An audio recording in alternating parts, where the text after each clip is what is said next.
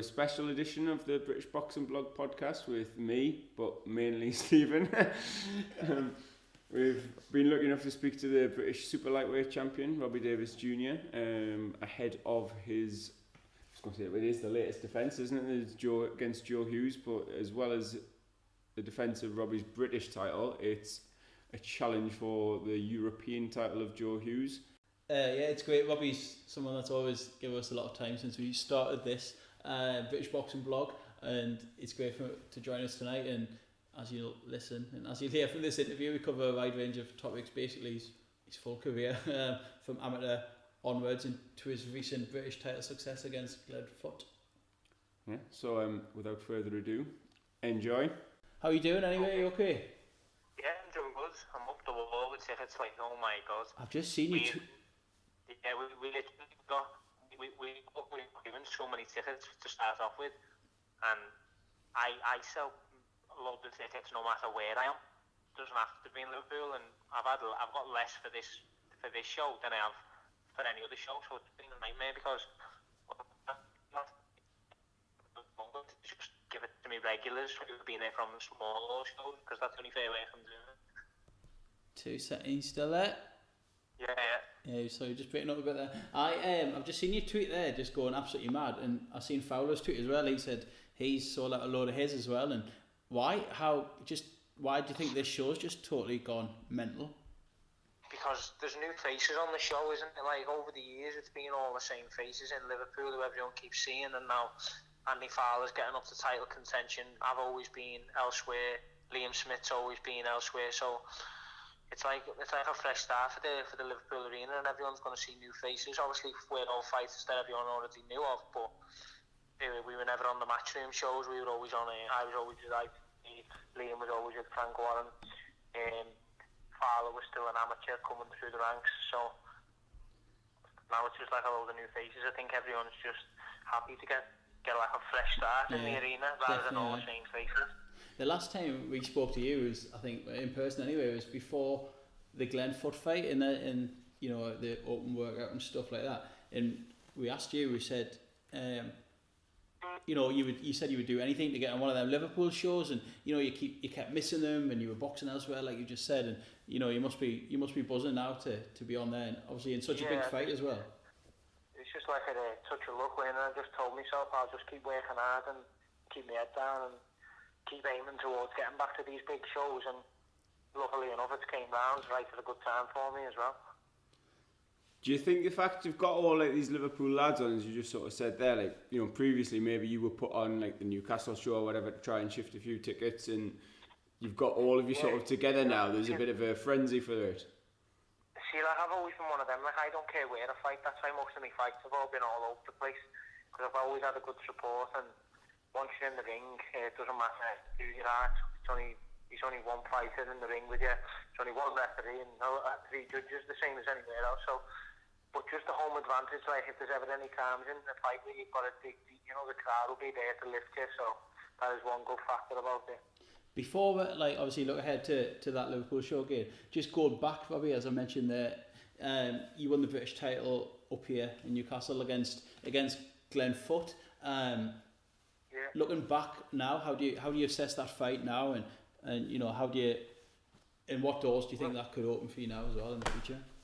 Well, obviously we had completely different tactics for the fight, and we were planning to box all the early rounds to back up the rounds and then come on strong in the later rounds. Because I got that bad cut, we had to literally just stick to the box. We thought if he hits this again and it opens even wider, it could get on the scorecards early, and we didn't know how we were scoring because it was a pick 'em fight. You'd either prefer the boxing or you prefer the scrappy stuff from Glenn. So we obviously know Glenn quite well from up here and stuff, and it didn't really surprise us the way he approached it. Did it surprise you at any point just how messy it got, and how the blood and someone here on Twitter mentioned the rabbit punches from him as well? Did it surprise you? Glenn does that in every fight, so we knew all that. So that was not new to us. We knew he was going to hit me on the back of the head. We knew he doesn't actually fight on the inside, even though he's short and stocky. We knew he was going to tie me up and try and rough me up and things, like hit me on the way in and then tie me up. We knew all that, so we'd watched every fight he's ever had 1,000 times, so we knew everything about him, and he didn't do anything different from what we expected. The only thing that we didn't expect, we expected him to be like more stronger and slower, where really wasn't that strong. He was quite quick. Do you know what I mean? Did you realise as the fight kept going on that you had his number and you were bossing the fight, as it went into the later rounds as well? I just felt as the rounds went on, I was like the bigger athlete in the ring. I was bigger and stronger, and I was landing the cleaner shots. But when it was messy, no one was really landing. So on the outside, I'd land my clean shots. So I thought after like the first 4 rounds were close. And then after that, I thought, I've got this now. Do you know what I mean? Yeah, definitely. Yeah. And you mentioned there, obviously, Robbie, you watched like pretty much every sort of Glenn Foot fight you could. At what point in your career do you start watching like what the opposition are doing and sort of worrying about maybe what you can do to negate them? To be totally honest with you, I don't actually watch it myself. My coach does, but like he must ring me 20 times a night saying, I just watched another one now, he does this, we've got to watch for this, and his main shot's this, and I'm just like, all right, you told me this yesterday, and he's like, I know, but this is a different fight now, so he always does it, and I was like, all right, you know what I mean? So he's just been doing the same with this week. He'll latch onto things, and some fighters have got like that muscle memory, so no matter what, they can try something new for the first few rounds, but then no matter what, they'll go back to their original ways. Just going back there, obviously when we met you and stuff, and the all that sort of fight week press conference and open work and that, you seemed really relaxed like all week. You didn't seem phased, and obviously Glenn has this reputation of the sort of weigh-ins and stuff, putting his head in and bit of verbals and that, and you just took the whole thing in your stride, and you just seemed perfectly relaxed and just buzzing to be up here and like just enjoyed it. Do you think is that just the type of lad you are, like nothing really bothers you and just get on with it? No. Should see where I was brought up. not like that bothers me. So it's just it was all just a ball in the wind for me, one ear out the other, so it didn't bother me at all. And I'm like one of people that can literally get on with everyone, so I was thinking to myself, you're doing your best not to like me. Do you know what I mean? Because I give him no reason to dislike me, so I was thinking he's just doing his best to not like me. So he was using energy up just in that way, where I was just relaxed and didn't care what way he took it, so I was just ready to go either way. I think that's just Glenn, to be honest, I wouldn't take it personally. Yeah. We've got a few questions from our followers on Twitter, so I'll hit you with a few of those. We've obviously mentioned there, one was about Glenn Foot. Tom Gornell says, who was the last person to beat you on SingStar? Him. thought it might have been like. Yeah, no, he lives by man. When we were kids, we played on SingStar and his all night, and he beat me. Speaking of local fighters, I think we were singing Macy Grace, but he got it better than me. Speaking of people from up here, local fighters from up here, we've got a message from Joe Laws. He says, "Tell him your fat Geordie pal Bomber said he's gonna piss on your oats come April. Say that to Robbie from you." Who said that? Joseph Laws. Oh yeah, he was on the show the other month when I boxed, and he's become like my little mate. I like him. Mate, he's a character. He's absolutely class. Yeah, he's a good little character, so he's become like my little mate. I always message him and that. I've literally just been speaking to him before, to be honest. He's a nice lad. He's making big moves up here as well. He's a good lad. He's wasted in boxing. He should be on like Geordie Shore or something. Geordie Shore or Joe Laws. He should be. I dread to think. Someone's asked, what was your amateur record? I had 71 lost 9, and they were all like the best kids in the world. Who? Well, in Europe anyway. Is there anyone now that people would know that beat you? Like any names that you'd think, you know that? Yeah, but I don't want to say them. No, I'll let you off, that's alright. I had a bad decision against Josh Taylor up in Edinburgh. But he knows I feel that way about it. I said it to his face. Did you? Days after the fight, I boxed him in Edinburgh, and I got beat something like 11-9, but I knew I won the fight. But I said it to him, like I said, I won that, and he just said it was close. But I don't hold a grudge. Another one was Ray Moyler. He was European champion. He's from Ireland. He's just lost his first pro fight. Yeah. He was at the time junior world champion and European champion. Elmi Salai Hamad, he's from France. He's He's been European champion, 5-time French champion. I think he lost on a split decision in Australia to Jeff Horn, where a lot of people thought he won. So they were the sort of people that were beating me as amateurs, and it was only because at the time when they were beating me at Adabar, I just picked for England when I was adult 18 fights. Everyone I was fighting had 50-60 fights, do you know what I mean? So, not that you're bitter or still like having a grudge out. Do these things? And I think the only people that beat me in Britain was the feat I lost to the first person to ever beat me in Britain was Liam Taylor from Manchester. Oh, right, aye. Yeah, no one expected me to lose that, but that was the first time I ever lost to a British kid. And then I got a bad decision against Lewis Zolfi in the ABA final, and then I said I'll never box amateur again because of it and turned pro. And on that note, we've got another one, Steve20877. They said, who would be your dream domestic opponent?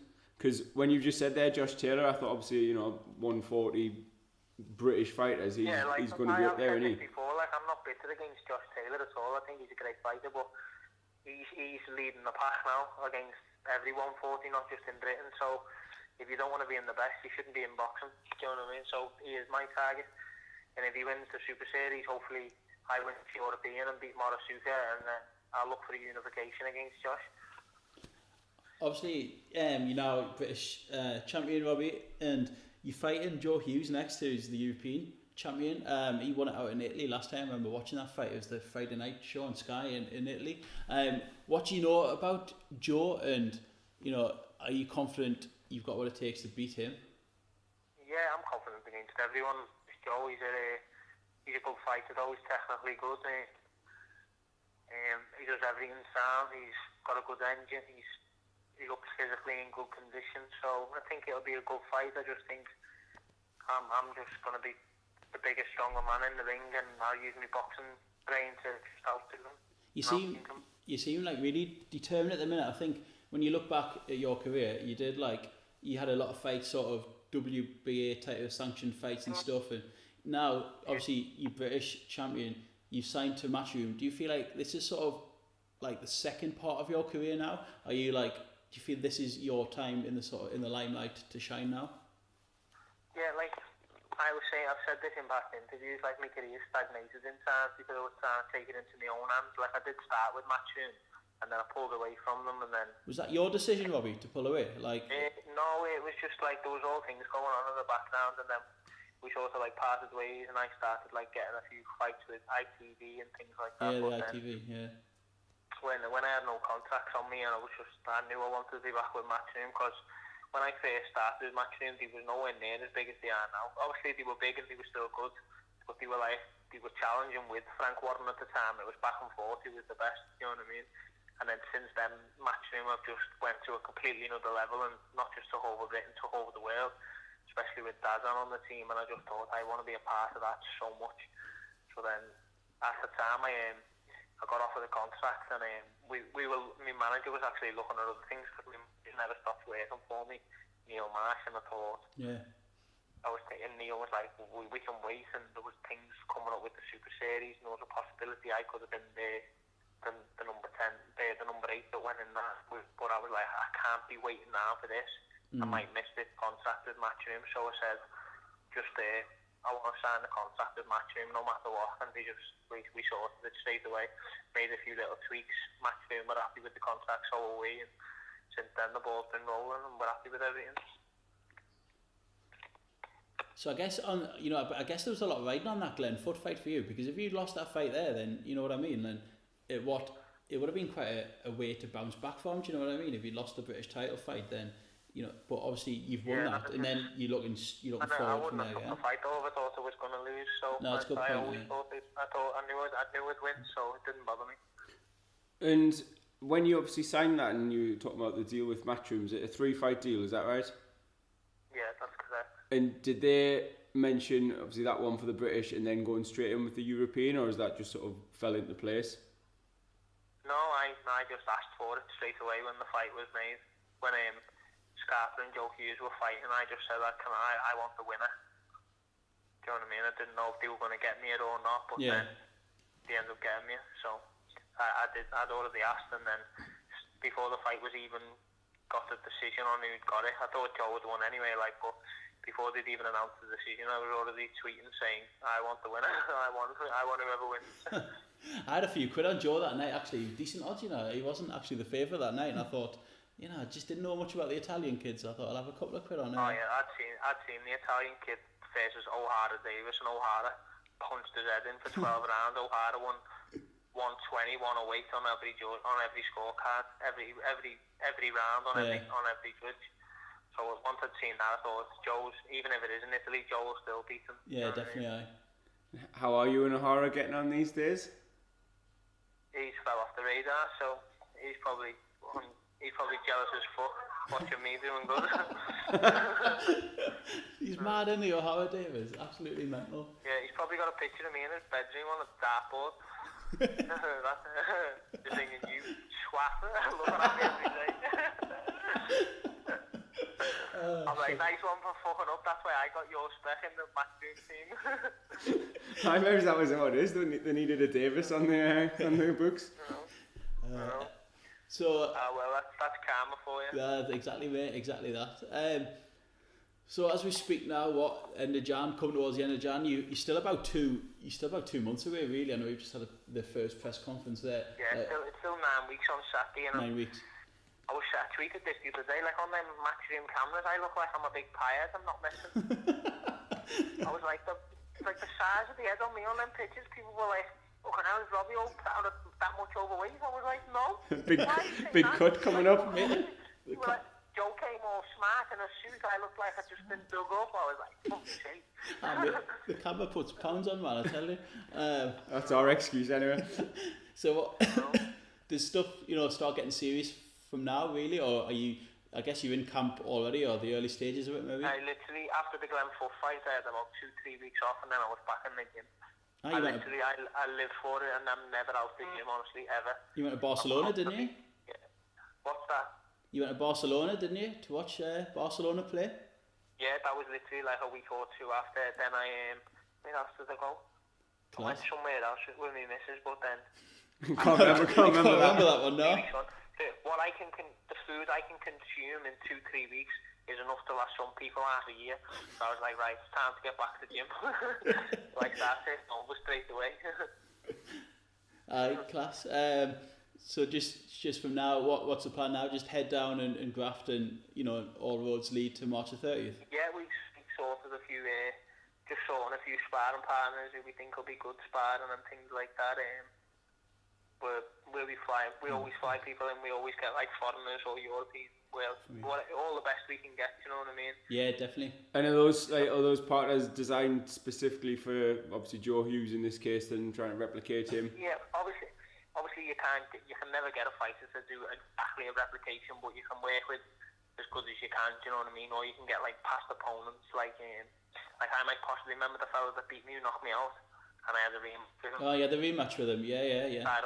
We might possibly get him for sparring because he's a monster. I'm not messing. He's the biggest 10 stone in the world, not just that. Do you ever? His biceps are like my head. To be honest, I'd forgot about that fight, and you forget about that one loss on your record. Do you ever think about that now, or is it totally banished from your memory that now? No, I wouldn't have chased the rematch so much if I didn't I was better than him. I knew all the things that were wrong with me in that fight when I was going into it, but it was one of them fights where I just didn't want to let the opportunity pass me by. So I was like, I over an illness. My dad got rushed into hospital 3 days before and then never came out of hospital, so my mind weren't right. And so I just took a bit of time away from boxing after it all. And then we had a contract at Matchroom then. I could have fought O'Hara Davies, but I was like, I want the rematch first. That fight with O'Hara will still be there.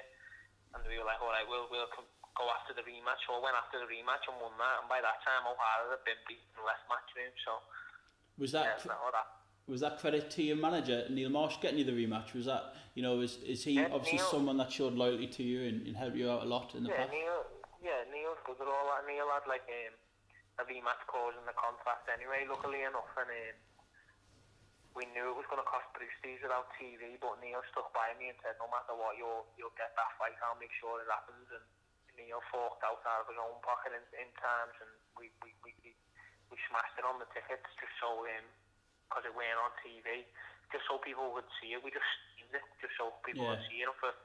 Just for a stream fight, I think we got like something like 40,000 views, which was massive for a small all show. Yeah, absolutely, yeah.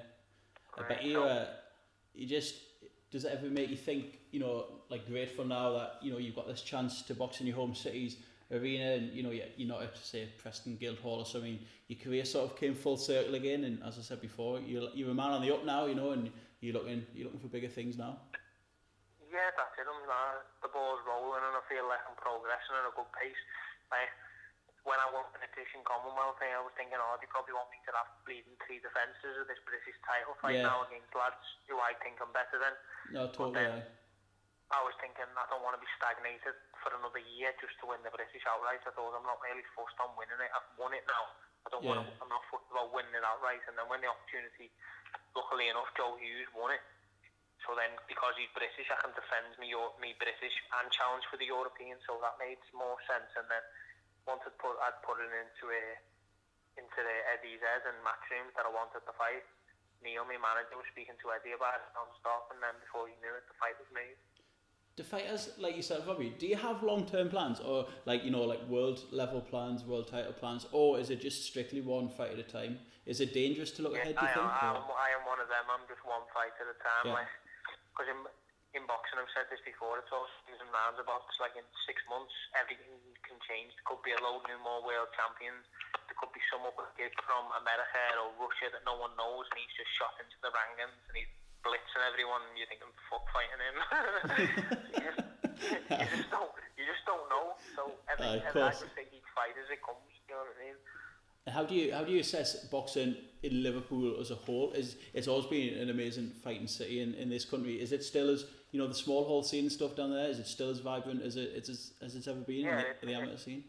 Boxing in a whole now is booming, but Liverpool is definitely on the forefront as one of the best cities in England. I believe, because there's just so many champions. Obviously, we've just let Tony Bellew go, but then we've got all the Smiths. Pricey's on trying to get back on the up again. We've got Craig coming through. We just had Tom Hart signed from with Matchroom from the GB team. Then you've got the likes of Tom Farrell and Jake Carroll trying to make a name for themselves. Then there's me, Fowler, Liam Smith, Callum Smith at the forefront with the Ring magazine.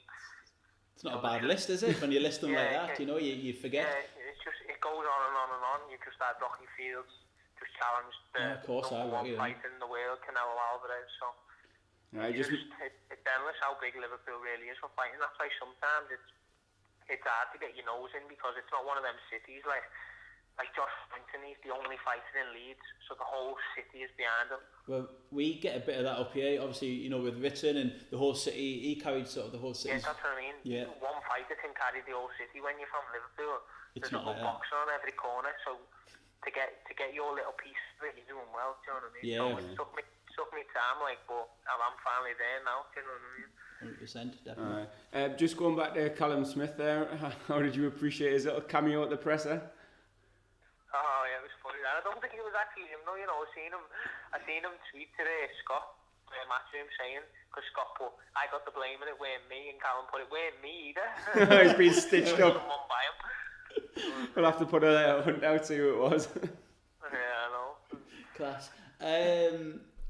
What was I going to ask you there? I had one more question. Oh, not to be like a negative question, but yeah, we'll go. Yeah, it's a negative question. Have you ever fell out of love with boxing, Robbie? I know obviously boxing's like entrenched in your family. You know, you've lived it all your life. Have you ever been tempted to walk away or get sick of it? Can it ever be too much, or do you just love it? Nah, probably never been tempted to go away from boxing, because it's literally all I know. But when with the passing of my dad, like, that was a dark time for me, and it took me a while to get my head back around it. But to me head back focused and feeling back myself, it was the boxing gym that done that for me. So I've definitely never thought of just walking away from boxing. I guess you carry your dad with you everywhere you go, and obviously I guess you'd be very proud at this point, especially to see you win the British title as well.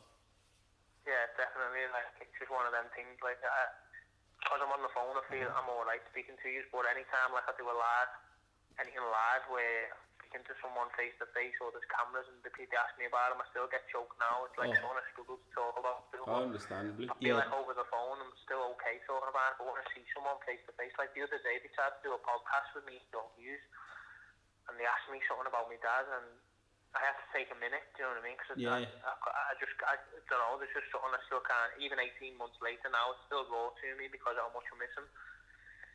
I'm sure I'd be very proud, Robbie, definitely, 100%. Oh, thank you.